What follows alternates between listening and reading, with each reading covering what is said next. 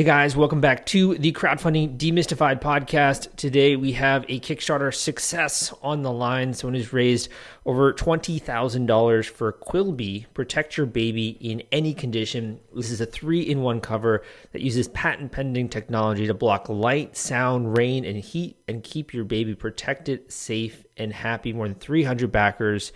Jordan, welcome to the show. Definitely, man. It's so great to have you on. And I think seeing your story from the beginning, early days to now has just been really inspiring for me.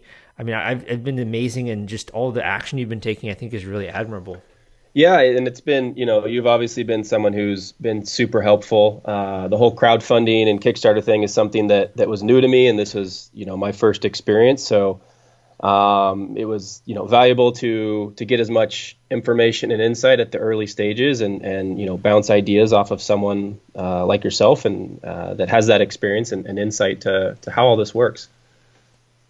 Yeah, definitely. So I kind of want to just get started telling the listeners a little bit about your background, right? Because you kind of have a background in data analytics, right? And then this was an idea that kind of came into your life. Can you just kind of shed some light on that? Yeah, so I still work at Nike as my full-time day job, but I've always had a passion for entrepreneurship and doing new and different things, solving different problems. And so I'm a first-time dad. My daughter is now 2 years old, and I think like a lot of products that people create is solving for a problem that they personally experience and kind of go through that process of trying to find a solution and then not really finding a solution, so they create it themselves. So that's kind of my story here, and a little bit of the background is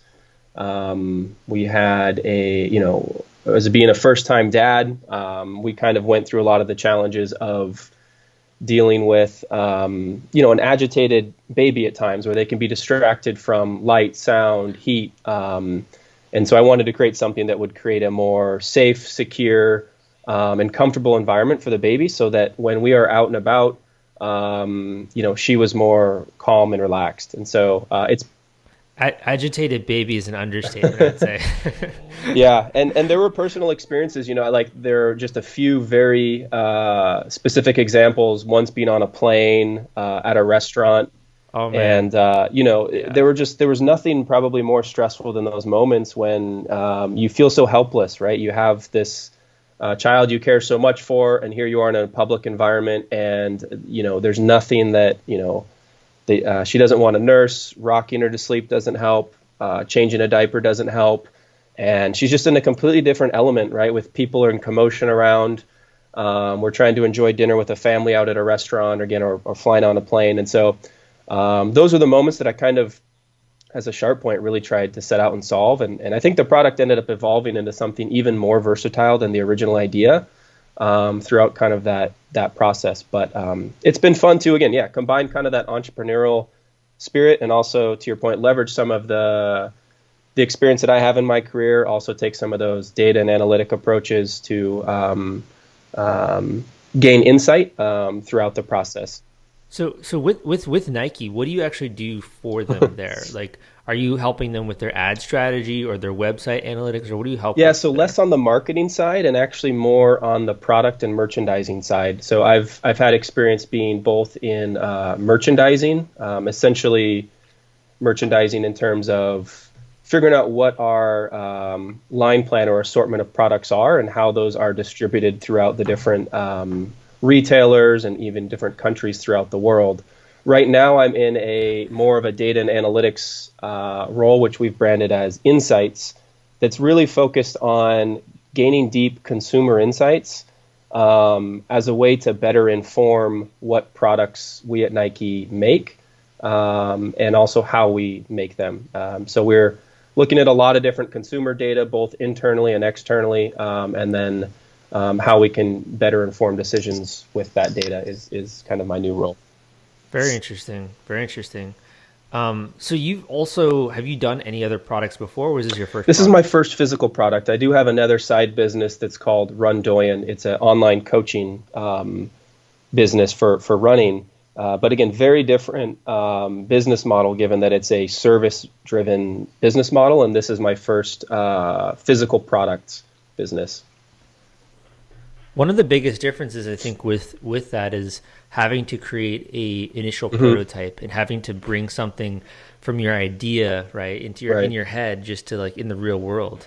What was the first kind of prototypes like? Like, was this something you just like tried out and looked with different materials around the house, or how did you get started there? Yeah, exactly. I started there with, I knew that my secret sauce to this product was going to be more of the materials that were built into it. I wasn't necessarily reinventing a design. There are types of baby covers out there on the market, and some well-known brands and ones that have been on Shark Tank and sold millions of units. But when I looked at the market of those products, I didn't really feel like they were offering much protection. They're really just thin layers of cotton or polyester. Essentially, imagine like taking a T-shirt and then just fitting it to fit an infant car seat, for example. It just doesn't really block much. It looks cute, but doesn't do a whole lot. And so I knew that my secret sauce was really going to be in the innovation around materials and R&D there. So I basically, the first thing I did is I bought instruments that would allow me to test the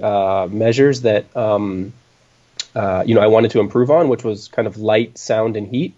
So I bought those, just at-home testing devices on Amazon, and then I went to Joann's Fabrics, for example, or went on Amazon, did a ton of research to try to find out what types of properties result in those benefits that I was looking for, and literally just started grabbing all types of materials, trying different combinations of them based on how you stack them and layer them, and probably honestly hundreds or thousands of different types of options until I kind of found the right combination. And every time I got a little bit better. I think the first prototype started with very thick, I was trying to get noise reduction through just stacking more and more layers of cotton inside, and the product became very thick and not very practical or usable for people, and eventually I got smarter and more efficient in how to find materials that could kind of pack the same punch of benefits, but also in a much thinner and usable materials. Interesting. So yeah, using that sort of analytics approach, you really started with measuring the variables and like how does your materials and your choices with the product impact those variables. Yeah. That's really cool the way you think about that. Yeah, and I think it's a different approach from, I think a lot of the baby products out there that, don't necessarily, they appeal much more to the look and feel and kind of design. And I think that's where I'm taking a little bit of a niche within the market, is really having kind of scientific results to kind of stand behind, and quantifiable and certifiable as well. As after I did some, so once I did my at-home testing, once we had the prototypes, I went on to independent lab testing to then validate those. So it's kind of now that's intense, man. Yeah.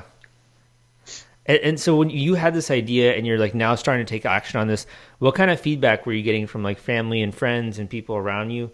What did they think about your activities? Yeah, the challenging thing with, getting feedback, what I realized is oftentimes your friends and family are very, very nice, right? And which is great, and we would hope so. But that can kind of be, I think, a pitfall at times, is that they may be shy to be critical and give you some of the feedback, that you really need to improve it. So what I found most helpful is really trying to find strangers that represent your target demographic. And what I did on weekends, I would actually go to the mall and essentially stalk people that were pushing a stroller or with a baby. I would approach them with a $5 or $10 Starbucks gift card and just ask them if I could have, hey, I've got an idea for a baby product. Can I have 5 to 10 minutes of your time? Here's a, no obligation. Here's a $5 or $10 gift card. And most people were super happy to, to spend that time. And I found, before we actually got our final rounds of samples to do user testing, I found that as a very effective way to kind of get that rapid feedback from strangers who were going to be, more critical and honest. What kind of feedback did you get there? Yeah, at that point, it was really about the refining this, because at that point I had kind of validated the the testing or the performance of the materials. So I was pretty, I think that approach I tried to be pretty objective and let the science kind of guide the decisions on which materials. But at that point, then it was twofold. It was one, finalizing the dimensions and design and how people would use it. And then also the marketing message. And that's one thing that I learned a lot, both through those in-person kind of feedback groups, as well as doing surveys and running some pre-launch ads with basically a zero budget pre-launch video. I learned a lot about how to position the product and how people saw the benefits of it. I think my original approach was more about speaking to the sound benefits as a way to reduce the volume of your baby's cry, because I felt like that kind of reduced stress for the parent, given that they would not gonna affect the surrounding environment as much. Right, Yeah. and that was I was kind of going at that pain point of like, hey, you have a crying baby. That crying, like, there's nothing you can do about that crying baby. You've tried everything. They're going to cry anyways. But at least try to reduce that level of stress that you and the other people that around you, again, whether on an airplane or in a restaurant, that hear. However, that was not received well at all among parents. They just didn't like that message of having the baby be the problem, essentially, right? It made the baby the problem, and you're trying to kind of silence the baby.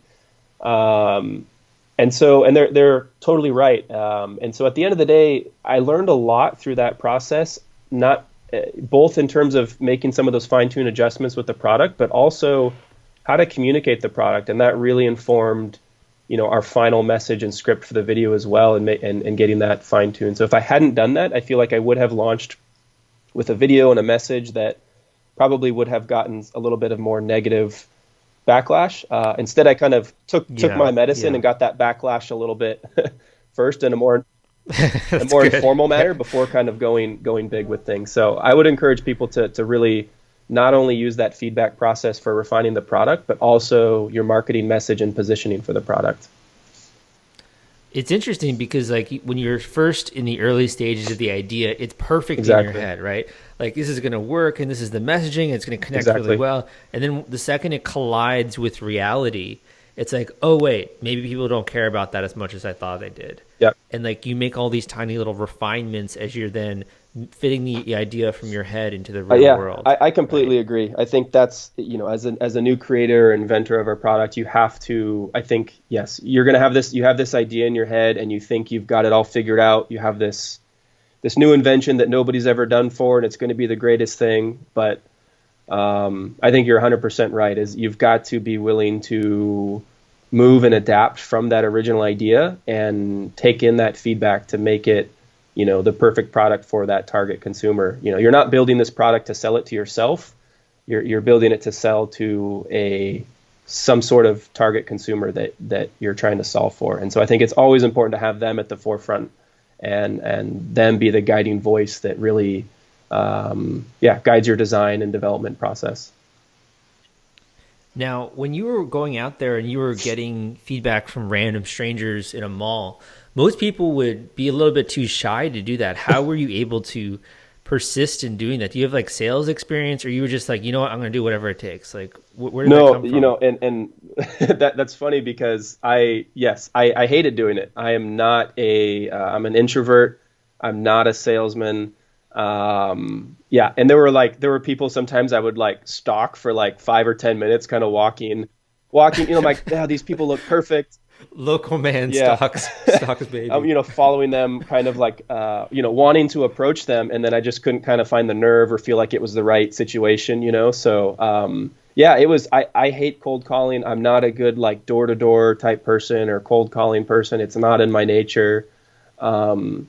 But I think I just felt how important it was to get this idea in front of real people that were my target demographic and strangers that were going to offer real feedback. And so, yeah, it was kind of overcoming, like everything you just described. It fits me exactly, and so it was a little bit of overcoming that fear, and it was a difficult process, but most people were were I were, think I were super receptive to it. Like I didn't get anybody that just told me to, to bug off, and so it worked out great. Yeah, I think the fact you had a little reward for them too was also really Totally. helpful.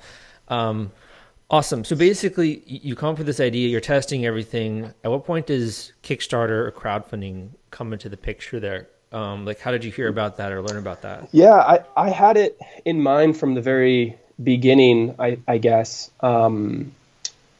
And I didn't know a whole lot. Like I'd heard I hadn't backed a project before. I'd always heard about Kickstarter. I watch a lot of Shark Tank, and you hear, it seems like more and more companies that you see on Shark Tank now, they talk about their story starting on Kickstarter. So, I had this idea for a product. I'd always kind of heard about Kickstarter, but never really. And I was like, this is.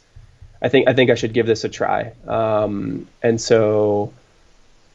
Yeah, I think a couple things that I underestimated about Kickstarter though, is the challenge with a baby product, being that when you're on Kickstarter, you're essentially taking pre-orders and delivering, depending on your manufacturing and logistics timelines, several plus months out in advance.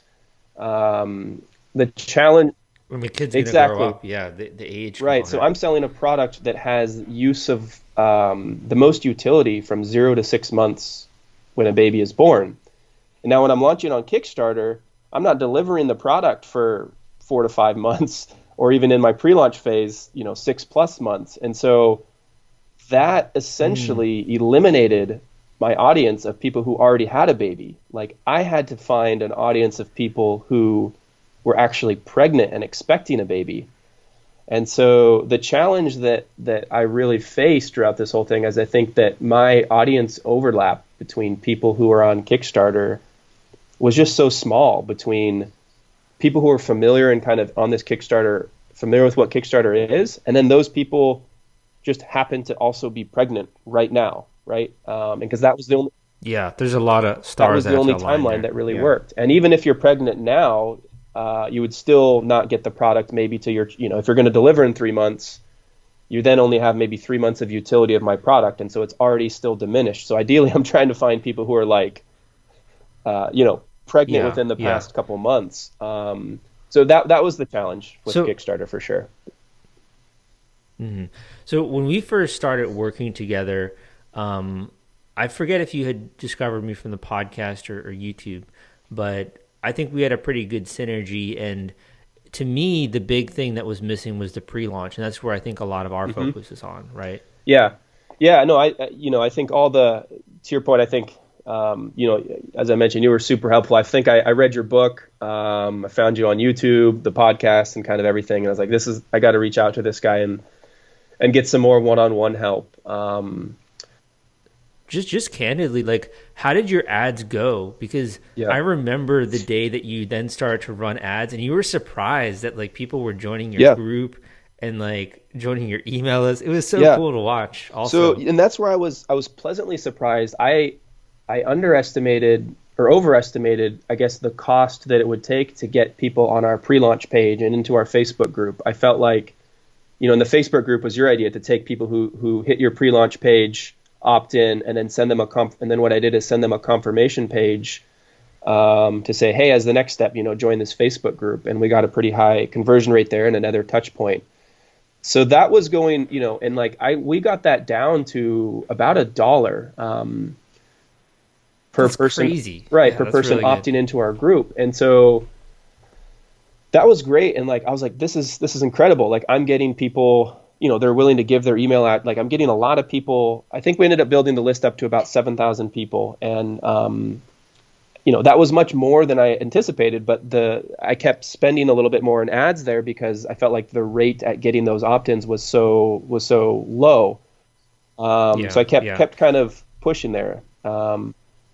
I think one of the yeah, so you're getting a ton of good feedback as well on like your Yeah. video, the best ones that are performing creatives. all that stuff. I think the hardest part in the pre-launch is probably validating that these are buyers, right? And that they have an awareness of Kickstarter. To me, that's like the biggest challenge. Want to take all the stress out of fulfilling your Kickstarter rewards? Fulfillment is the turnkey solution that puts product delivery on autopilot. The Top Campaigns uses trusted high-tech provider to store, package, and ship their products. Focus on growing your business. Leave shipping to the experts. Don't wait. Get a custom quote from Fulfillment today. Link in the description. A major headwind, again, of probably a lot of those people didn't realize when they opted in that this, a lot of those people probably had babies right now, and then they saw the delivery timeline was May, and they're like, oh gosh, my kid's going to be, 1 year old by then. So we lost a lot of people there, and that was just really hard to screen out in that phase. I tried to target people who were, more pregnancy related interests and not necessarily people who had kids, but it's a really hard demographic to target. But it's pretty much half and half too. Like your community seems to be half people who have backed a campaign before and half new backers, right? Yeah, and that was probably I was pleasantly surprised actually how much organic Kickstarter traffic we got. I think, ones that we didn't have to market just organically found it through the Kickstarter platform. So that was kind of, those are free sales in terms of not having to spend marketing ads. I think that the ceiling was just very low in terms of the amount of people that happen to already be on Kickstarter and were currently pregnant. So I think we were able to probably capture most of that market where that overlap was between people who are already on Kickstarter and people who are pregnant. But I think there was just kind of, a ceiling to that many people. And then to your point, trying to convert people who aren't aware with Kickstarter was a real challenge, especially on, I think one specific thing to be aware of is the mobile experience on Kickstarter, I think is somewhat poor. People don't even know how to find the price, right? Because when you go to mobile, there's a button you have to click that says back this project, and then that's what takes you to the rewards. I can't tell you how many people we drove through mobile traffic via, ads or whatever. They would land on the campaign page and they're like, where the heck do I find the price on this thing? How do I order? And they didn't even know to click this button that says back this project. And so it's an unfamiliar vernacular for a lot of people of this concept of backing a project when they're trained to look for a buy now option and see a price, a price right on the front that says, $59.99 buy now. And so that's challenging to overcome a lot of those barriers that for a new Kickstarter audience. Mm-hmm. I do have to say, like, your video really impressed me, man. I mean, I don't know how long it took you to pull that together, but it was really good, and all the product testers in it. It looks super well done.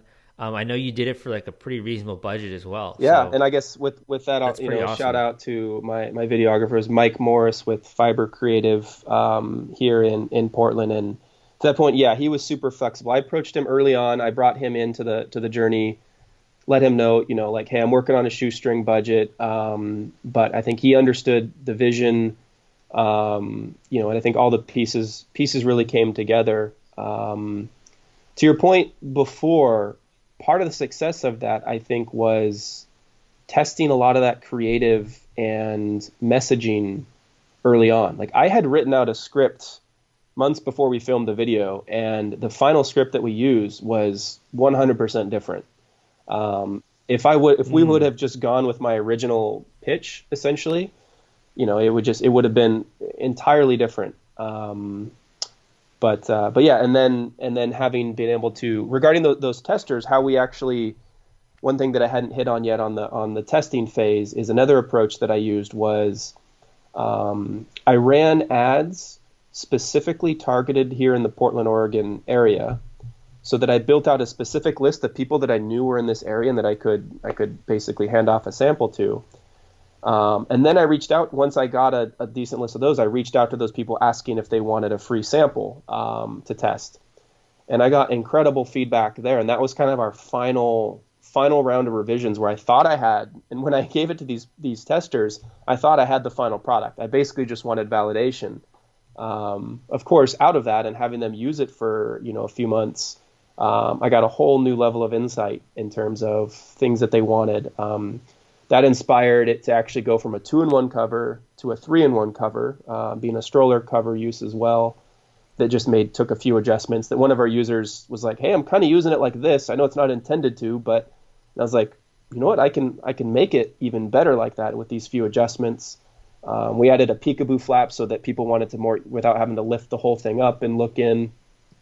We changed the whole location. So there were just some like last final revisions, just crucial elements that came through that process. And then in return too, they were super happy with the product and to be a part of that journey and wanted to participate in our video as well. So I was looking at your Kickstarter stats. So it looks like you hit your goal in the first 3 days, right? On the third day, it looks like you surpassed it. What did that feel like? Because before, this is just an idea in your mind. You're doing the pre-launch, you're getting feedback there, and then finally you hit your goal. Like, what was that like? Yeah, it's exciting to get that validation.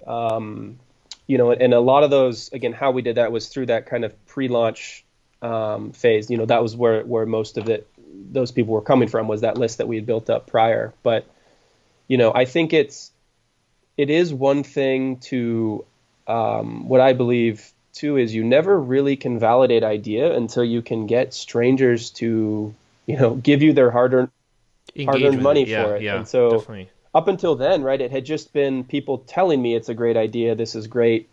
But yeah, seeing, once you get those first few $1,000s and then hit, like, okay, people are actually, it's hard to get people to hand over their money, their hard-earned money for something. And like, these are people that believe in enough in it that they're actually willing to give their own money in exchange for this, right? And I think, once you start to kind of get into the few $1,000+ it starts to get that validation, that people, that you have a product and it's something that can turn into a business. And I think that was the ultimate goal for Kickstarter, right? I think it's not the end goal to, Kickstarter is not your end goal. It's really the beginning, hopefully, of a business, and it's building. It's Kickstarting. Exactly. Yeah. They named it so well there. So, yeah. So I think that's awesome, man. And I kind of want to ask you just a few more questions about like your live experience here, right? So when you went live with Kickstarter, I think one of the hardest things is to like maintain momentum and even run Facebook ads, right? When you're live. What was your experience like with that? Do you have any tips you could pass on there? Yeah, I mean, you if you read, any sort of book, blogs, or any of your content, right? I mean, to talk about the dreadful mid-campaign slump, it's real for sure. You launch and you have hopefully this launch of backers, a pre-launch list that's going to jump in right away. You have your friends and family that are going to go in and help you out, and you kind of get this big surge right away. And then it's kind of up to you, like, basically, I think, can you find, I would think that I think there are a few exceptions where from there it just takes off. You look at a lot of these, they're definitely these uber successful campaigns that raise millions of dollars. And I think if you have a home run product that really fits the masses of the Kickstarter audience, like a tech or travel product, you see some of those that take off. I think it's just important for creators to realize that those are a little bit more like unicorns than the norm, right? That you're just going to have this one product, it's just going to go viral, and it's just going to massively fun from day one and just keep going up. I think that's really, really hard to do, but there are a few of those success stories. But after that, I think it's trying to find, basically, can you find a way to acquire a customer or a backer, in a way that is less profitable, in an amount that is less than your profit margin out the door. And transparently, we just couldn't really find a way to effectively do that because of a lot of those headwinds of trying to convince new people about what Kickstarter is and trying to find people who were currently pregnant and willing to wait, 5 or 6 months for this product.